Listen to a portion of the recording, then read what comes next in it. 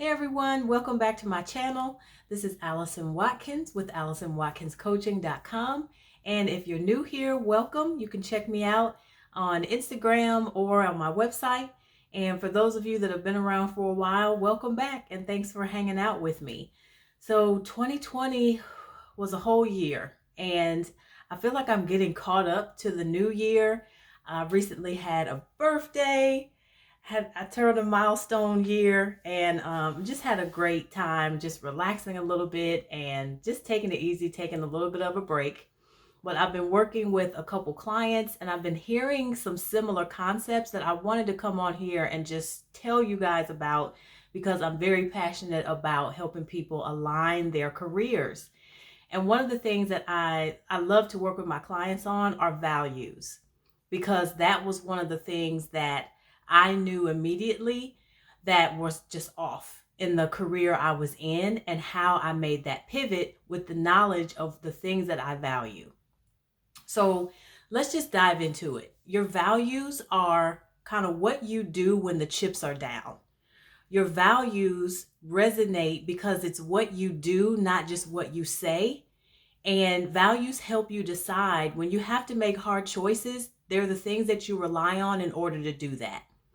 But a lot of people don't understand that values show up in your job, and that is normal. But there's typically some type of pull when your values are out of alignment. So I'm going to give you a couple examples of what that looks like. It could be if communication is a really big value for you and you have a manager that's very unresponsive or they don't communicate very well. Maybe you're on a project team and the project manager does not communicate really well. You end up frustrated a lot because communication is a core value for you and you need that to show up to perform your job well. That's one example. One for me personally was connection. In the role I was in kind of like a project manager, portfolio analyst type of role. And this was before I made the switch to coaching and back to human resources. I was just like, okay, where is my customer? They're way too far out there in the universe. I need my end user, the person I'm helping, I need that window to be a lot closer. I need that window to be a lot shorter. So for me, project management was too far away from my ideal client. No, now knowing that coaching is what I love to do, it makes a lot of sense because I'm like, hey, I'm working with this person and I get to see the immediate results and how that person is progressing. Authenticity can be a big one. And nowadays you probably hear a lot about employers saying like, oh, you can be yourself and be authentic and be exactly who you are with us. And a lot of people give employers side eye like, I don't think you really mean that. Because the people that really want to be authentic, they know that, it means that I can actually say some things because I'm being authentic and I'm being real. And my employer will receive that because you value diversity and different voices. And me telling the truth is being authentic. And a lot of times you hear employers saying that, but you don't always see it being matched in actions. So if authenticity is a big one for you, then you're on the lookout, kind of side-eyeing employers that are like, oh, bring your whole self. And you're like, how much of my whole self do you really want? So that could be an example of another value.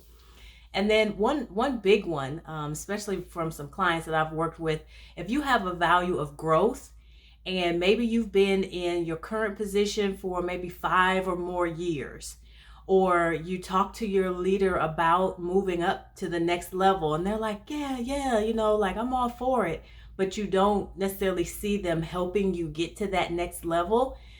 You're bored to death because you've been doing the same thing over and over again every single day, and your growth has plummeted. You haven't learned anything new. You're not satisfied. And so if growth is a value for you, but you're not getting that, then that's huge.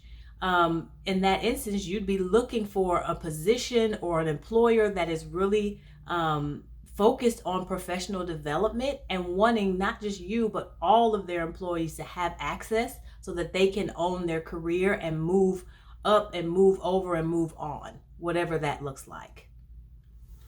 So again, values are super important when it comes to your career. When I work one-to-one with clients, some of the first things we do in our coaching sessions is we talk about what you value, and then we look at what your strengths and passions are. Because if you don't know yourself really well to define that, then it's going to be difficult for you to go out and look for a new job or just hone in on what that ideal career looks like for you.